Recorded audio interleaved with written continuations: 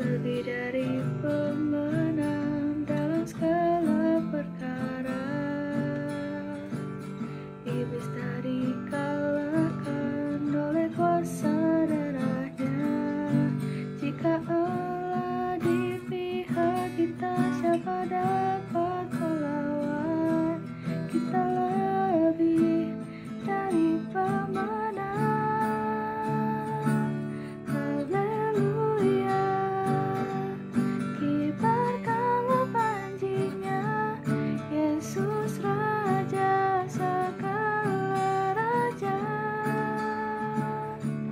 Haleluya, bangkitlah gerejanya, kita lebih dari pemenang.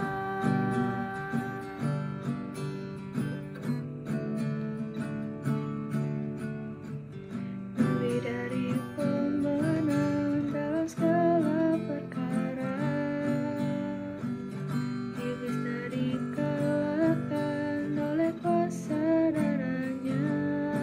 Jika Allah di pihak kita, siapa dapat melawan? Kita lebih dari pemenang. Haleluya, kibarkanlah panjinya, Yesus Raja segala raja. Haleluya, bangkitlah gerejanya, kita lebih dari pemenang.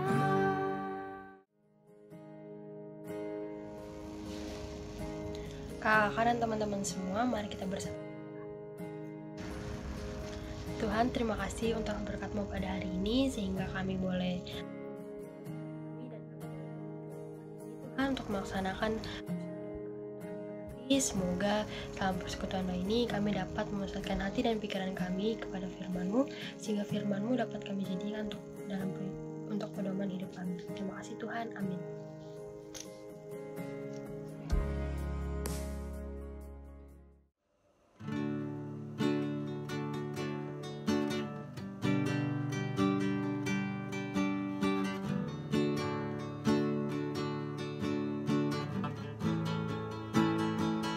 Bila Kau izinkan sesuatu terjadi, ku percaya semua untuk kebaikanku. Bila nanti telah tiba waktumu, ku percaya kuasa-Mu memulihkan hidupku. Waktu Tuhan pasti yang terbaik, walau kadang tak mudah dimengerti. Lewati cobaan, ku tetap percaya waktu Tuhan pasti yang terbaik. Waktu Tuhan pasti yang terbaik, walau kadang tak mudah dimengerti. Lewati cobaan, ku tetap percaya waktu Tuhan pasti yang terbaik.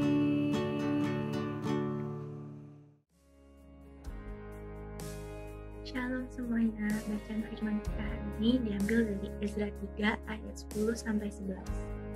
Pada waktu dasar bait suci diletakkan oleh tukang-tukang bangunan, maka tampillah para imam dengan memakai pakaian jabatan yang membawa nafiri, dan orang-orang Lewi Bani Asaf dengan membawa ceracap untuk memuji-muji Tuhan menurut petunjuk Daud, Raja Israel. Secara berbalas-balasan mereka menyanyikan bagi Tuhan nyanyian pujian dan syukur.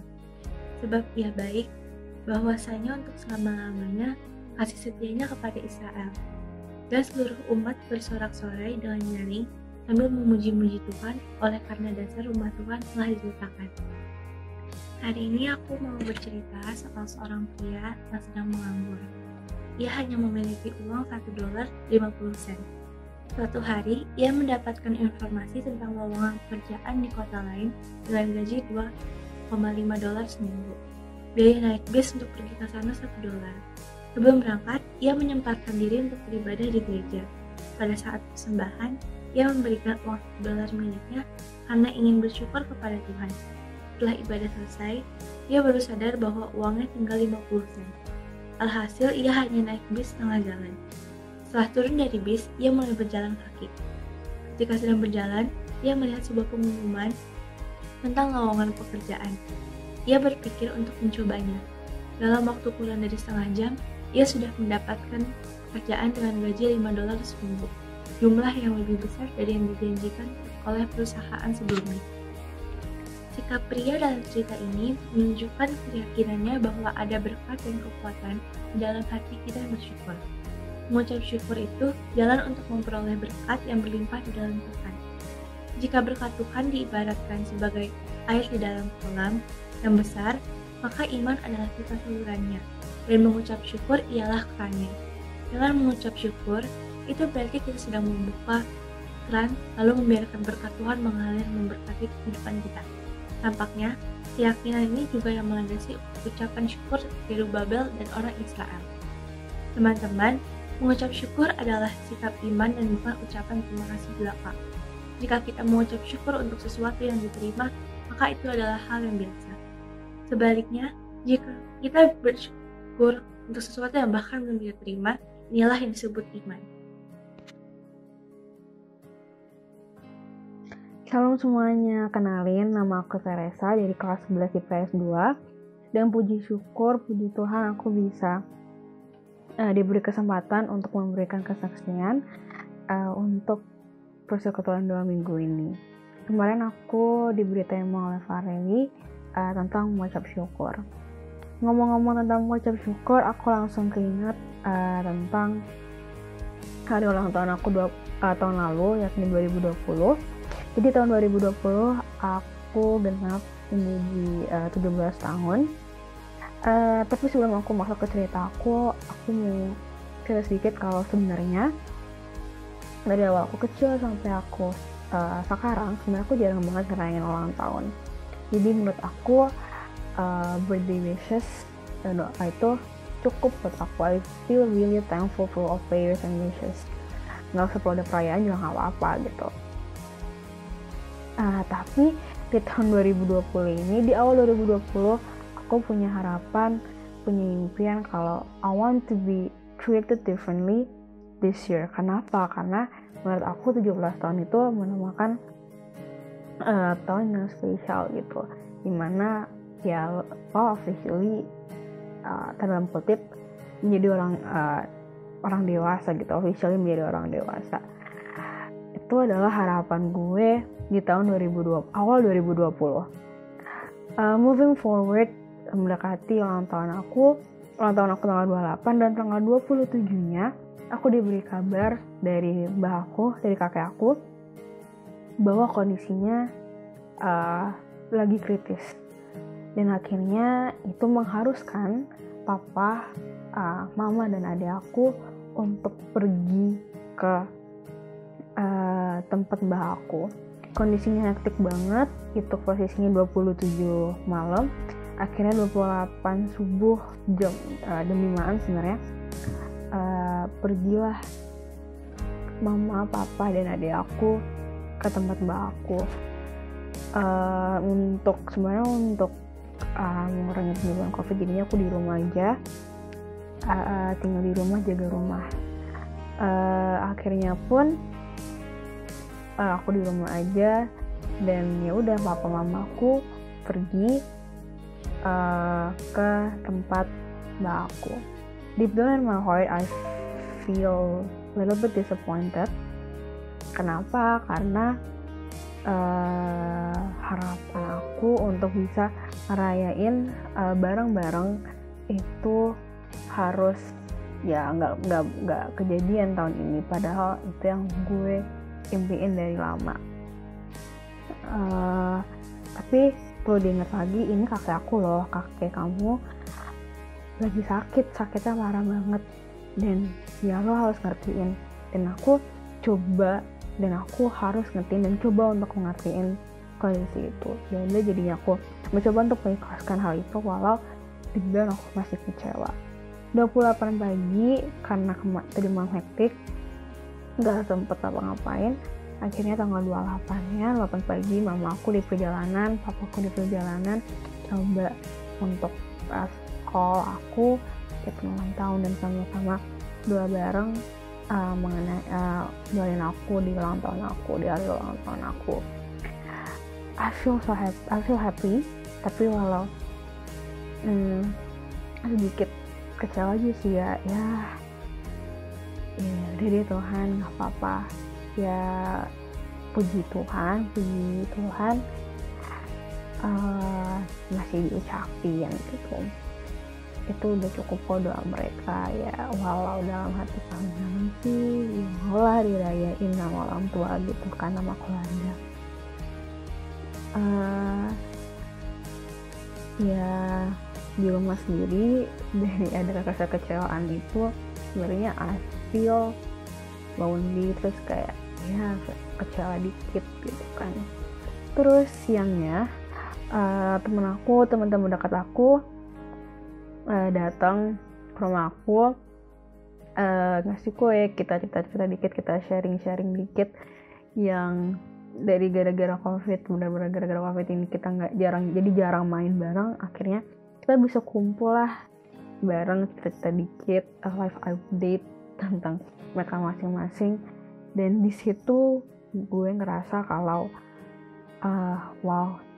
walaupun lo sendiri lagi ngerasa sendiri banget, tapi ternyata ada orang kok, ada temen-temen lo yang ada buat temenin lo di masa lo lagi sendiri. That's what I felt, dan di sini gue bersyukur sama Tuhan. God is good, udah hadirin aku di suatu environment yang sangat-sangat supportive, yang sangat-sangat baik, yang bisa nemenin aku dari suka dan duka, yang dalam hidup aku. Jadi aku nggak ngerasa sendiri banget walaupun aku lagi jauh sama keluarga aku dalam segi jarak. Itu yang pertama. Yang kedua adalah puji Tuhan banget di ulang tahun aku yang ke 17 itu tahun lalu, tahun 2020, aku bisa balik lagi sama teman aku. So once I was really close with her, she's my best friend actually, tapi karena satu dan lain hal akhirnya hubungan aku sama teman aku akhirnya renggang. Dan puji Tuhan di ulang tahun aku yang ke-17 aku bisa balikan, dan kita bisa nanya kabar lagi, kontak-kontakan lagi, dan puji Tuhan he is okay, dan puji Tuhan aku bisa kontak-kontakan lagi sama dia. Kayak wow, Tuhan baik banget, God is so good, dan gue sangat berterima kasih udah bisa membalikan hubungan gue lagi sama temen gue. Yang ketiga adalah segala, nggak tahu kenapa ya, tapi segala all the wishes, all the prayers from my friends and from my family, I feel so genuine, ngena banget di hati aku. Dan kata-kata mereka benar-benar yang kata-kata itu yang benar-benar aku lagi butuhin sekarang, benar-benar di saat itu. Dan setelah aku baca, aku dengar kata-kata mereka, I feel really, really complete. Dan di sini aku disadarin sama Tuhan bahwa aku tadi ada di dalam lingkungan yang sangat-sangat suportif, yang bisa nemenin aku dengan suka dan duka, even though there's no presence dalam diri mereka secara harafiah hadir dekat aku, tapi through their words yang sangat suportif bisa ngebantu aku untuk I feel so loved, I feel being there beside them juga gitu. Dalam hal ini sebenarnya aku mau ingetin aja kalau kita harus mengucap syukur dalam segala hal gitu, in any circumstances. Dalam hal sedih maupun senang. Dari sedih yang misalkan tadi aku kecewa ngerasain nggak cuman bisa ucapan sebatas ucapan dari keluarga aku doang dalam tanpa adanya poin apa-apa, ngucap syukur masih diucapin, dan hasil dari ucapan syukur aku akhirnya pada tanggal 29-nya paginya aku dapat kabar kalau kakek aku udah jauh lebih membaik. Dan di sini I feel so grateful, I feel so happy. Dan sebenarnya kalau boleh jujur, malamnya itu gue nggak tahu kenapa tiba-tiba nangis karena even though gue nggak ngerayain besar-besaran di hotel atau di mana, tapi I feel so complete. It's more than enough for me. Ternyata impian lo tentang perayaan harus besar-besaran, harus itu sebenarnya ada kok yang bisa lebih nyenengin kamu, yaitu dengan kata-kata dan segala hal yang mereka lakuin itu, teman-teman aku dan keluarga aku lakuin dari jauh, dan ternyata itu bisa membuat aku senang. Sekali lagi aku mau ngingetin, jangan lupa untuk bersyukur, untuk selalu bersyukur apapun keadaannya, karena kamu di sini dalam rencana Tuhan. Apapun yang terjadi, bersyukur syukurlah karena kamu dalam tangan Tuhan, dan pasti buat kamu itu nggak baik pada saat itu pasti akan indah ke depannya. Itu aja dari aku. Tuhan memberkati.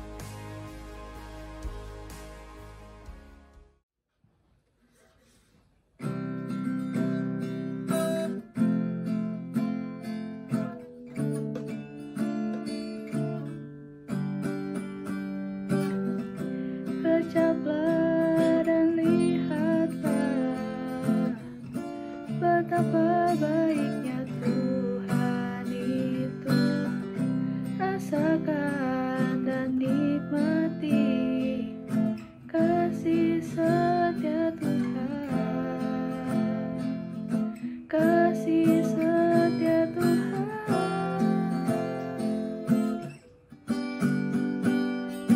Syukur bagimu Tuhan, terhormat bagimu Tuhan, Allah yang mengasihiku, Allah yang memeliharaku selamanya.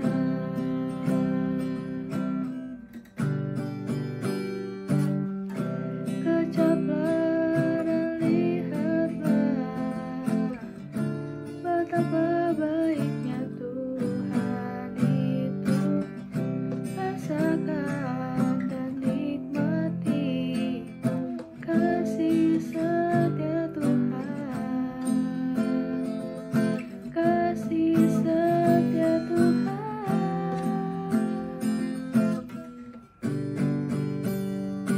Syukur bagimu Tuhan, kehormat bagimu Tuhan, Allah yang mengasihiku, Allah yang memeliharaku selamanya.